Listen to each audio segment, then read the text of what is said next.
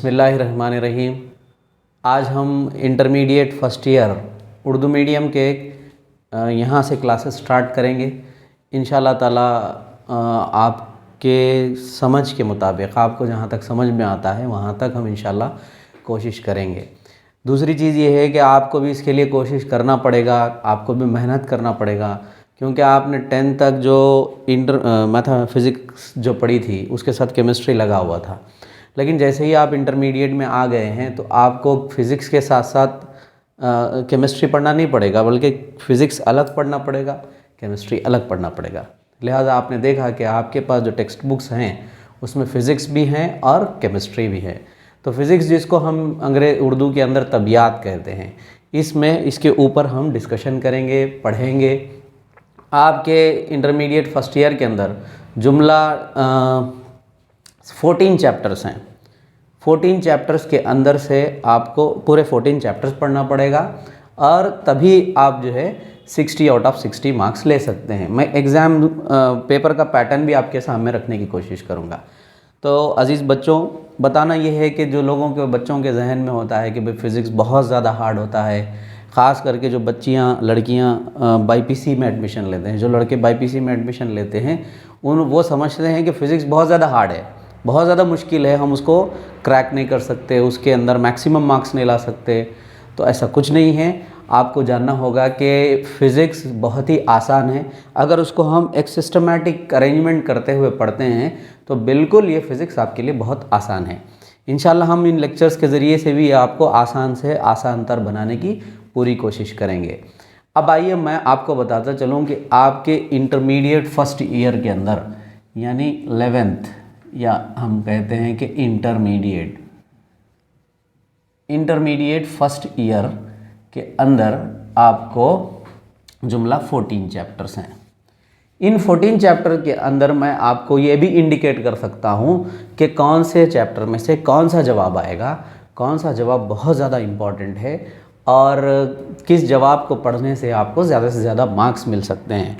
इसके अलावा भी ये पूरे क्लासेस ख़त्म होने के आखिर में एग्ज़ाम से पहले भी मैं इंशाल्लाह आप लोगों को चंद ऐसे सवालात बताऊंगा जो आपको एग्ज़ाम में हत्तल इम्कान आने की पूरे ज़्यादा इम्कानात उसके पाए जाते हैं।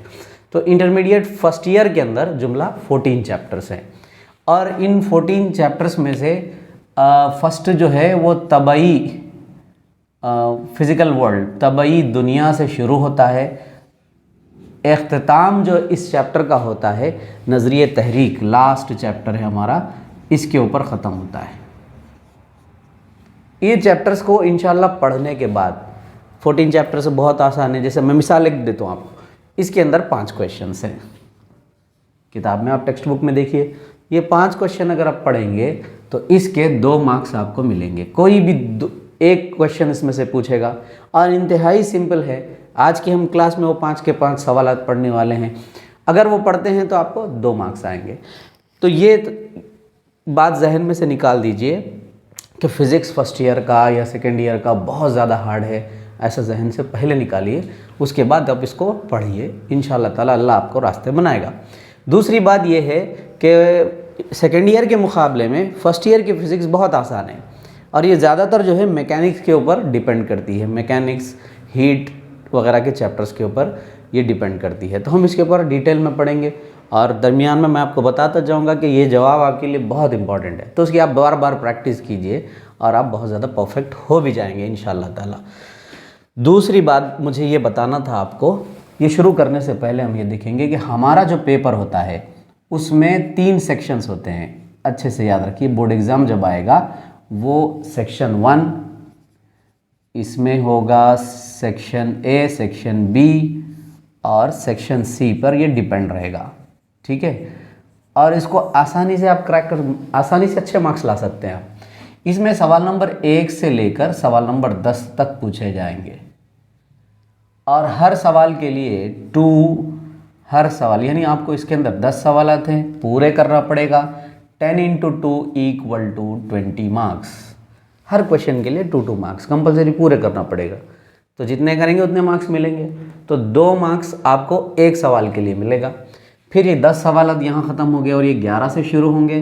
11 से जाते जाते जाते 18 तक के सवालात पूछा जाएगा। लेकिन इसमें खूबी ये है कि इसमें 11 से लेके 18 तक जो सवालात पूछे जाएंगे इसमें से आपको 6 करना है। यह है कितने?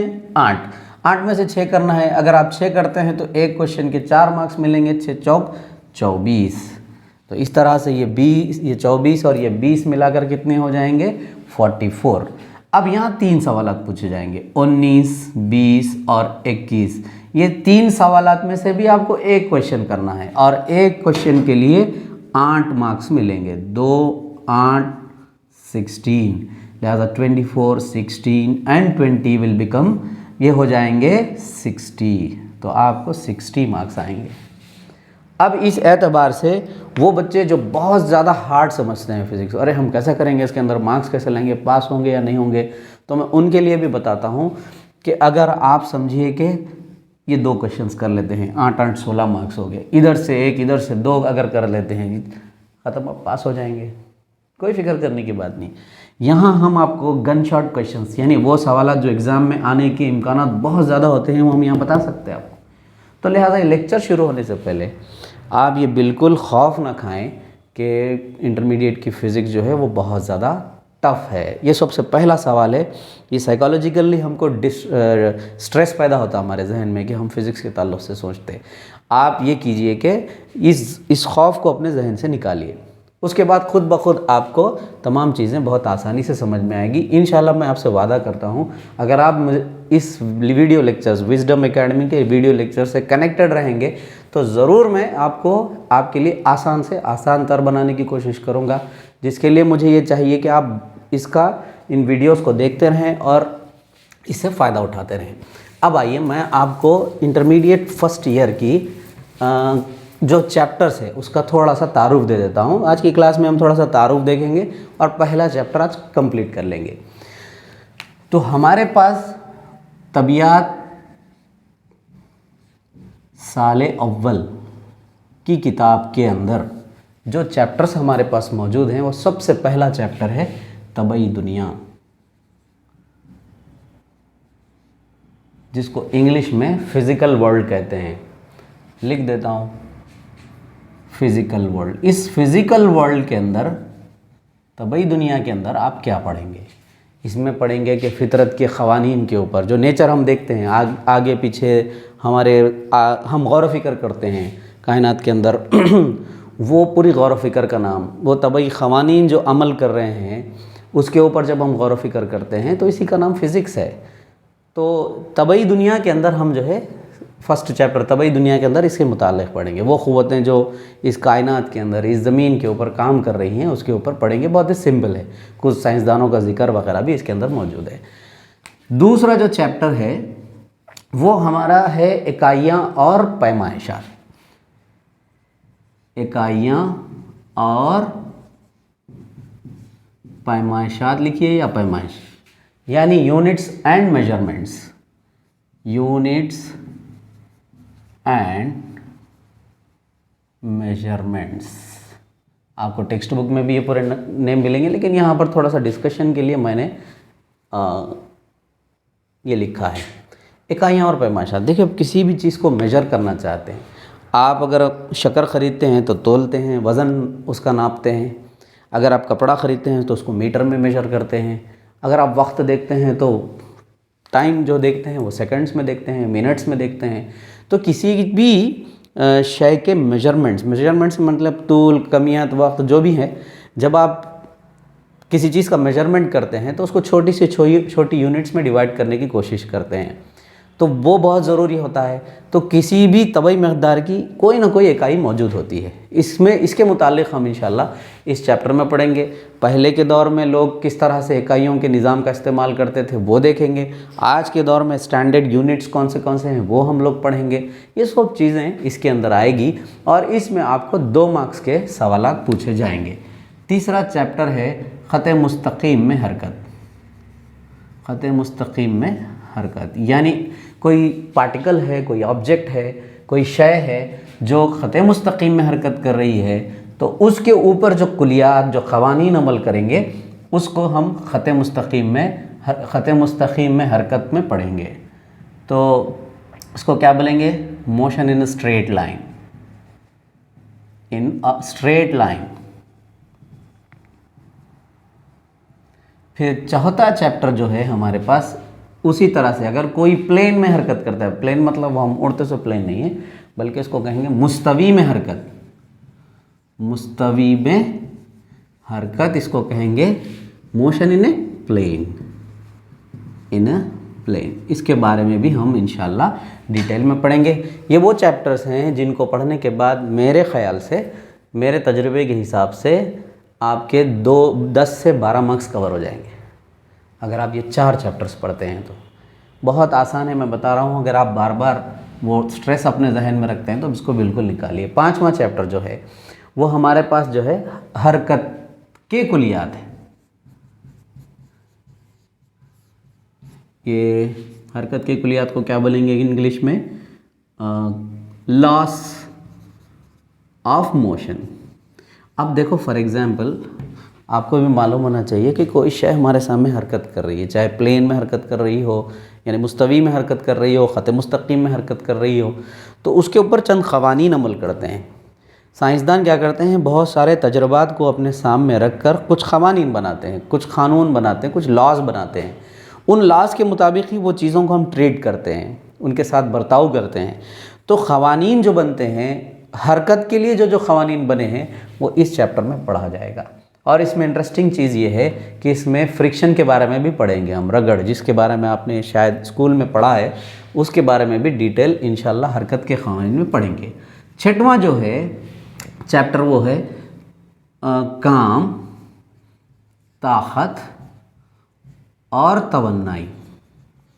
काम, ताकत, तवन्नाई, यानी इसको इंग्लिश में कहेंगे वर्क, पावर एंड एनर्जी,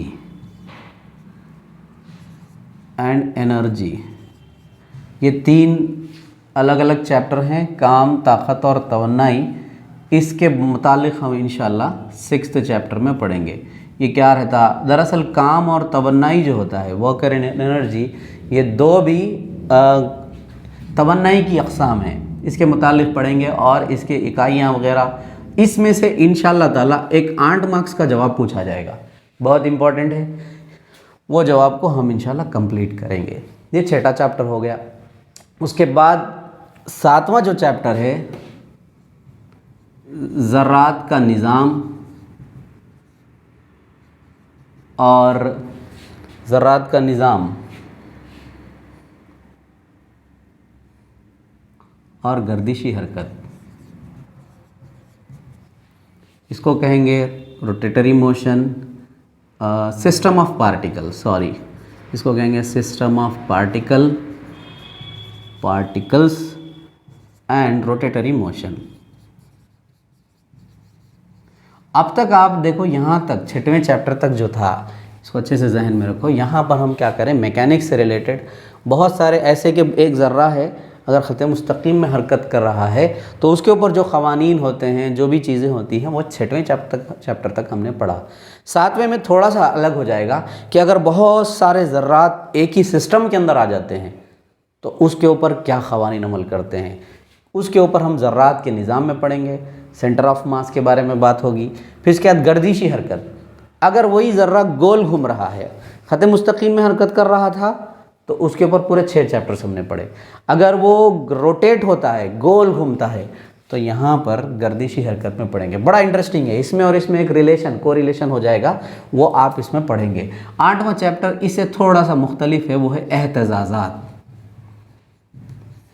एहतजाजात को हम कहेंगे ऑसिलेशंस। ऑसिलेशंस मीन्स ये जब ज़र्रा गोल घूम रहा था उसके ऊपर हमने 7वें चैप्टर में पढ़ा। 8वें चैप्टर में एहतजाजात, यानी एक हार्मोनिक मोशन अगर कोई ज़र्रा करता है, ऐसे एहतजाज करता है, तो उसके ऊपर क्या क़वानीन होंगे, उसके ऊपर फ़िज़िक्स में कैसे डिस्कशन होगी, वो पूरा 8th चैप्टर में पढ़ेंगे। यहाँ से भी इंशाअल्लाह ताला एक 8 मार्क्स का जवाब पूछा जाएगा। 2 सवालात इसमें ऐसे हैं जिसमें से एक पूछा जाएगा। तो मैं बता रहा हूँ आपको कि ये 2 में से आपको 2 8 मार्क्स के आएंगे तो क्लियर हो जाएगा। तो बताना ये है कि इससे खौफ खाने की बिल्कुल ज़रूरत नहीं है, बिल्कुल आप अच्छे से इसमें ज़्यादा से ज़्यादा मार्क्स ले सकते हैं। 9th नंबर पे हम जो लेंगे वो चैप्टर है तजाज़ुब। तजाज़ुब जिसको हम कहते हैं ग्रेविटेशन। ये ग्रेविटेशन जो चैप्टर है वो 9th चैप्टर है, और इसमें हम ख़ास करके इसरा बवजह जाज़िब ज़मीन, जब कोई चीज़ फेंकते हैं ज़मीन के वापस क्यों लौट कर आती है, इस वजह से कि उसको इसरा बवजह जाज़िब ज़मीन अमल करती है। इसको हम स्मॉल जी कहते हैं, लेकिन ये कैपिटल जी है। ये क्या है, तजाज़ुब क्या है, फिर इसरा बवजह जाज़िब ज़मीन में और तजाज़ुब में फ़र्क क्या है, ये तमाम चीज़ें हम इस चैप्टर के अंदर पढ़ेंगे इंशाअल्लाह ताला। 10वें नंबर पर हमारे पास 10वें नंबर पर जो चैप्टर आता है ठोस का मैकेनिकी फैलाव। अब यहाँ से फिर थोड़ा सा हमारे पास अब हरारत वगैरह का तज़किरा शुरू हो गया है। यहाँ तक हमने तजाज़ुब के बारे में पढ़ा है, ये एक डिफरेंट चैप्टर है। इसके बाद ठोस का मैकेनिकी फैलाव यानी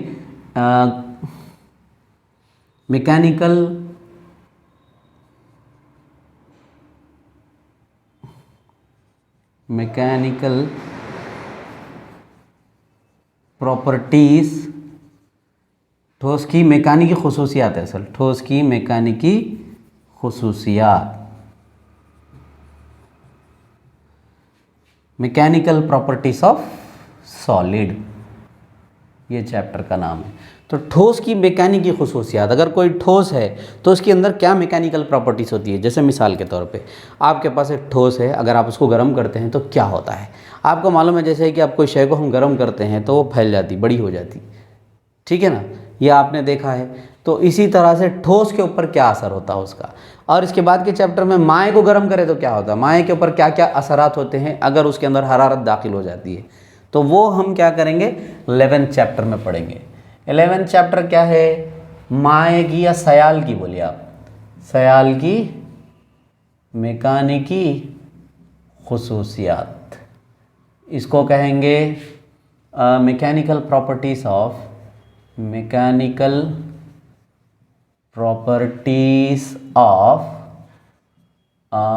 क्या है ये, फ्लूइड, इस तरह से। तो कौन सा चैप्टर हो गया ये, 11th चैप्टर हो गया। 11th चैप्टर में सयाल की मैकेनिकी खुसूसियात हो गया। फिर इसके बाद 12वां चैप्टर जो है वो है मादे की हरारी खुसूसियात। 12वां मादे की हरारी खुसूसियात, इसको कहेंगे थर्मल प्रॉपर्टीज़ ऑफ मैटर। अब यहाँ थर्मल यानी हरारत का जिक्र हो रहा है, थर्मल प्रॉपर्टीज़ ऑफ मैटर, ठीक है। ये किताब में भी आपको लाइन से मिलेंगे। 11th चैप्टर है हर हरकियात। हर हरकियात को कहेंगे थर्मोडायनामिक्स।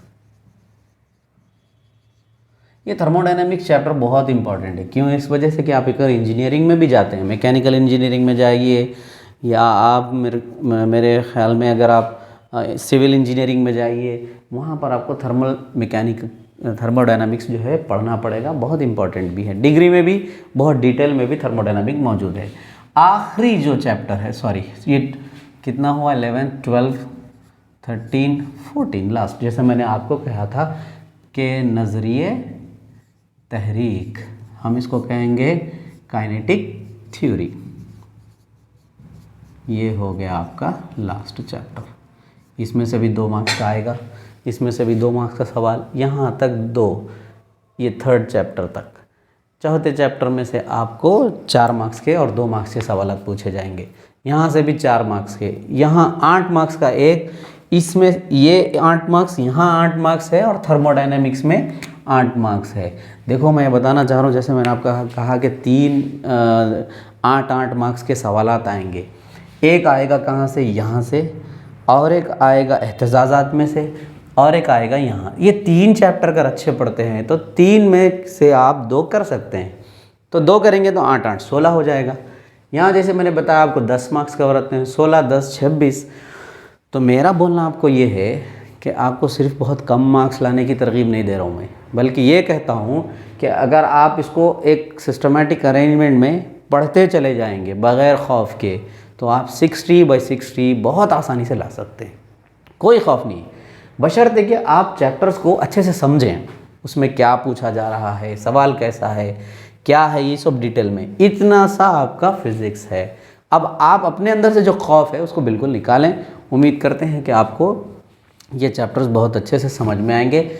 तो तबई दुनिया से लेकर नज़रिए तहरीक तक के चैप्टर्स हैं, बहुत आसान है। आज मैं आपको इंशाअल्लाह ताला तबई दुनिया क्या होती है सिंपल बताऊंगा, और उसके जो 5 सवालात थे यहाँ लिख के आपको समझाऊंगा, और आप बड़ी आसानी से इसको समझ जाएंगे। जी अज़ीज़ बच्चों, मैंने अभी कहा आपसे कि हम जो है तबई दुनिया से मुताल्लिक़ पहला चैप्टर कंप्लीट करेंगे। तकरीबन 21 मिनट गुज़र चुके हैं, जिसमें हमने हमारे पूरे इंटरमीडिएट्स फर्स्ट ईयर के फ़िज़िक्स का इजमाली हमने तारुफ़ ले लिया। अब हम पहला चैप्टर स्टार्ट करेंगे। आपकी ज़िम्मेदारी ये है कि आज पहला चैप्टर कंप्लीट होने के बाद इन 5 जवाबात को आप याद करेंगे। मैं इसको ब्रीफ दे दूंगा, ये आपके लिए फ़ायदेमंद है, इसलिए कि आप जब का जब याद कर लेंगे, क्योंकि एग्ज़ाम के लिए हमको बहुत ही कम वक्त बाकी है, तैयारी करना है। तो इस एतबार से आप इन 5 सवालात को अच्छे से याद करेंगे और एक बार लिख लेंगे। दूसरी बात यह है कि इस वीडियो के डिस्क्रिप्शन के अंदर एक लिंक मिलेगा आपको, उसको अगर आप क्लिक करेंगे तो आपके सामने वो नोट्स, इसकी जो नोट्स है मैंने बनाई है वो भी मैंने अपलोड कर दी है, और रास्त आपके लेक्चरर्स के ज़रिए से भी मैं इसको पहुंचा दूंगा। अब आइए हम ये देखते हैं कि तबियात, सबसे पहला सवाल क्या है। मैंने लिखा इसलिए है, समझा दे के भी छोड़ दे सकता था, लेकिन आपको याद हो जाना चाहिए। तो तबियात क्या है, सबसे पहले फ़िज़िक्स किसको कहते हैं। देखो, अगर हम कुरान मजीद भी पढ़ते हैं तो उसके अंदर भी हमको बहुत सारे ऐसे चीज़ें मिलती हैं जिसमें गौर व फिक्र करने की बात कही गई है। कहा गया कि क्या तुम पहाड़ों पे गौर नहीं करते, क्या तुम परिंदों के उड़ने पे गौर नहीं करते, क्या तुम बारिश के आने, शहद की मक्खियों के शहद बनाने, ये हवा के चलने, ये वगैरह चीज़ों पर गौर नहीं करते। अल्लाह ताला भी हमको इस फितरत के ऊपर गौर करने के लिए बार बार कह रहा है। तो यही तो फ़िज़िक्स है कि फ़ितरत पर गौर फ़िक्र करना, फ़ितरत के क़वानीन पर गौर फ़िक्र करना, इसी का नाम फ़िज़िक्स है। अब आप लिखिए, डिटेल में लिखिए इसके बारे में कि किसको कहते हैं। यानी फ़ितरत, यानी नेचर के अंदर जो चीज़ें हो रही हैं, वो किन क़वानीन के तहत वो हो रही हैं, उनके ऊपर गौर करने का नाम ही तबियात है। आपको मैं जवाब दूंगा कि फ़ितरत के क़वानीन के ऊपर गौर फ़िक्र करने का नाम तबियात है।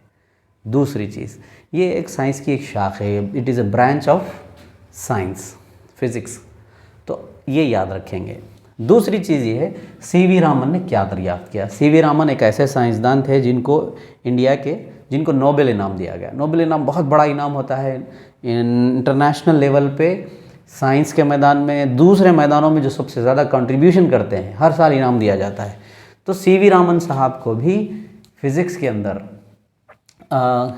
इनाम दिया गया था। किस वजह से दिया गया था? रामन असर, रामन इफ़ेक्ट उन्होंने दरियाफ्त किया था, इसीलिए उनको नोबेल इनाम दिया। आप जिक्र कर सकते हैं, सीवी रामन साहब ने रामन असर दरियाफ्त किया और उनको नोबेल इनाम दिया गया। इन्होंने करे क्या, सीवी रामन साहब क्या करे, इन्होंने सालिमात के ज़रिए नूर के गैर लचकदार तसादुम को दरियाफ्त किया। इसी का नाम रामन इफ़ेक्ट है। यानी नूर की रोशनी जाके, नूर के गैर लचकदार, नूर की रोशनी जब जाके सालिमात से टकराती है तो उसका गैर लचकदार इंतशार जो होता है उसको उन्होंने दरियाफ्त किया और उसका नाम रामन असर रखा गया, और इनको इस वजह से नोबेल इनाम भी दिया गया। तो सीवी रामन ने क्या दरियाफ्त किया, ये थोड़ी चीज़ें आप उसके अंदर आंसर में लिख सकते हैं। तीसरी चीज़ बहुत इम्पॉर्टेंट ये है कि फ़ितरत में, हमारे फ़ितरत में अगर क़वानीन, जितने भी क़ानून काम करते हैं, उनको कंसाइज़ किया जाए, एक जगह किया जाए, तो 4 क़वानीन बनते हैं। बहुत अच्छे से याद रखिए। फ़ितरत की बुनियादी क़ुव्वतें कितनी हैं? 4 हैं। कौन कौन सी हैं? नंबर 1 तजाज़बी क़ुव्वत। नंबर 1, ये तजाज़बी क़ुव्वत क्या है? जिसको हम जी से ज़ाहिर करते हैं, कैपिटल जी। यानी साइंस ये कहती है कि हर 2 अजसाम, कायनात में कोई भी 2 अजसाम ले लीजिए, फॉर एग्ज़ाम्पल मैं हूँ और ये बोर्ड है, इन दोनों में भी फोर्स ऑफ अट्रैक्शन है, ये दोनों भी एक दूसरे को कशिश कर रहे हैं। ये पेन मेरे जिस्म से कशिश कर रहा है, लेकिन मैं छोड़ो तो नीचे गिर जा रहा। तो ये ऐसा क्यों होता है? हम महसूस क्यों नहीं करते? ये दीवार में और मुझ में एक कशिश है, कोई भी शय आप है, आपके साथी है, दोनों के दरमियान में भी क़ुव्वत कशिश अमल करती है, उसका नाम तजाज़ुबी क़ुव्वत है। सूरज और चाँद एक दूसरे को कशिश करते हैं, मुश्तरी और ज़मीन एक दूसरे को कशिश करते हैं, बड़े बड़े अजसाम दूसरे अजसाम से कशिश करते हैं। तो एक लाइन में इन्वर्टेड कामास में एक स्टेटमेंट ये है कि कायनात में मौजूद हर चीज़ एक दूसरे को कशिश करती है। इसका नाम क्या है? तजाज़ुबी क़ुव्वत। आपको सवाल पैदा होगा कि क्यों सर फिर हम उस कशिश को महसूस नहीं करते, क्यों नहीं करते? इसलिए मैं मिसाल आपको देता हूँ छोटी सी। फॉर एग्ज़ाम्पल, एक जगह बैंड बाजा बज रहा है, बहुत ज़्यादा आर्केस्ट्रा लगा हुआ है, डीजे चल रहा है, तेज़ आवाज़ बहुत ज़्यादा आ रही है, और वहाँ कोने में एक छोटा सा कीड़ा आवाज़ कर रहा है। कीड़ा भी मत कहिए आप, एक छोटा सा बच्चा पुकार रहा है। आपको आवाज़ आती है? उसमें नहीं आती, क्योंकि इधर का शोर बहुत ज़्यादा है, उधर का शोर बहुत कम है। इसी तरह से ये तजाज़ुबी क़ुव्वत जो है, ज़मीन की जो कशिश है, स्मॉल जी, तजाज़ुबी इसरा बावज जाज़ब ज़मीन, वो बहुत ज़्यादा है। ये चीज़ मुझसे आके नहीं चिपक रही, ज़मीन की तरफ चले जा रही, इसलिए जा रही कि ज़मीन उसको कशिश कर ले रही है अपनी तरफ। तो ये कशिश ज़्यादा है बनिस्बत तजाज़ुबी क़ुव्वत के, इसीलिए महसूस नहीं होती। ये महसूस कब की जाती है? जब चाँद गिरन सूरज गिरन होता है तो पानी के अंदर बड़ी बड़ी मौजें आती। क्यों आती? दोनों में तजाज़ुबी क़ुव्वत, ज़मीन और चाँद के अंदर ये महसूस की जाती। क्यों? बड़े अजसाम हैं। तो मुख्तसर बोलना ये है, तजाज़ुब में हम डिटेल में पढ़ेंगे उसके बारे में। तजाज़ुबी क़ुव्वत को जी से ज़ाहिर करते हैं, ये एक क़ुव्वत है। दूसरी क़ुव्वत ये है कि बरक़ी मक़नातीसी क़ुव्वत।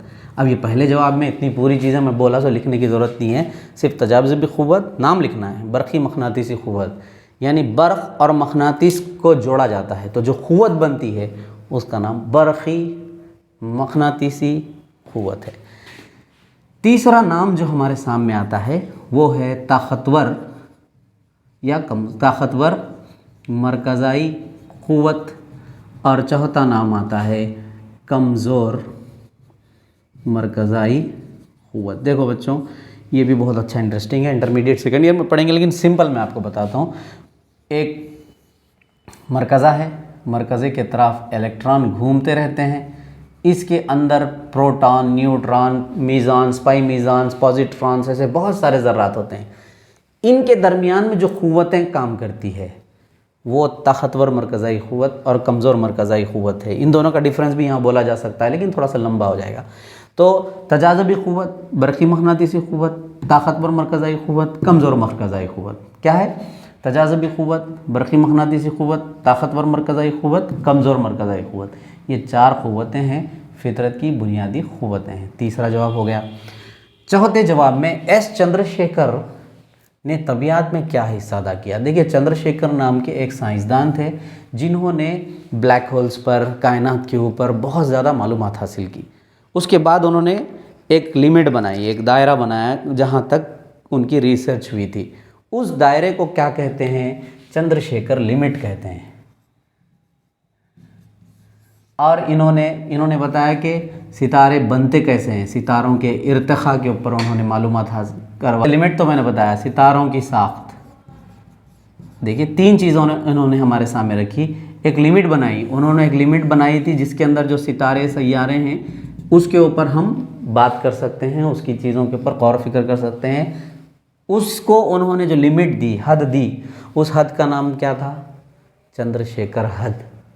और उन्होंने सितारे बनते कैसा हैं और सितारे होते कैसे हैं, स्ट्रक्चर्स कैसे होते हैं, वो उन्होंने इसके अंदर हमको बताया है। तो एस चंद्रशेखर तबियत में क्या हिस्सा अदा किया?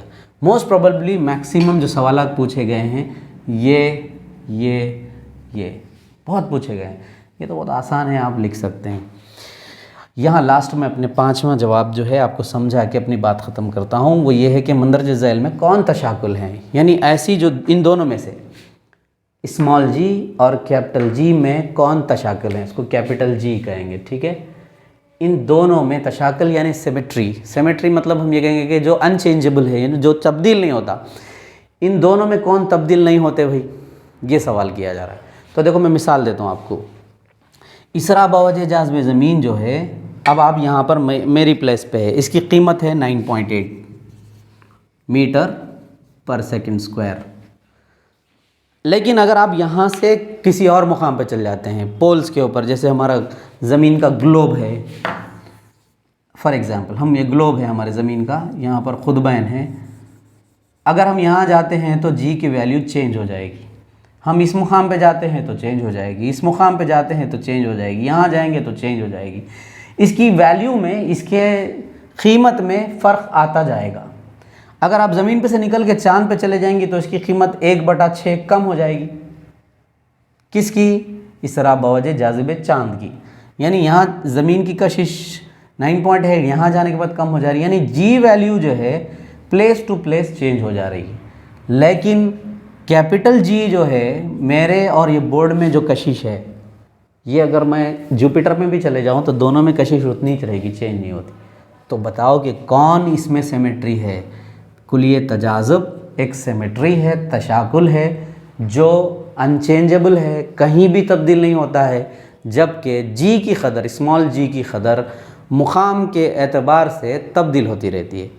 तो प्यारे बच्चों, ये 5 सवालात और इसके जवाबात मैंने आपको डिस्क्रिप्शन में दिए हैं, आप इसको अच्छे से याद कीजिए तो आपके अंदर कॉन्फिडेंस आएगा कि अल्हम्दुलिल्लाह हमने हमारे बोर्ड एग्ज़ाम के 2 मार्क्स कंप्लीट कर लिए। तो उम्मीद करता हूँ कि आज का ये लेक्चर आपको समझ में आया होगा। जैसे जैसे मुझे वक्त मिलता रहेगा मैं आपको ये वीडियोस भेजता रहूँगा, लेकिन आपकी ज़िम्मेदारी ये है कि आप इसको सब्सक्राइब करें, चैनल को सब्सक्राइब करेंगे। विजडम एकेडमी का चैनल है, इसको सब्सक्राइब करेंगे तो वीडियोस आपको बाज़ाब्ता बेल आइकॉन के साथ मालूम हो जाएगा। रोज़ाना आपको लेक्चर आया है तो आप उसको देखकर नोट्स बना सकते हैं। उम्मीद करते हैं कि आपको आज का लेक्चर समझ में आया होगा। जज़ाकल्लाह, खुदा हाफिज़।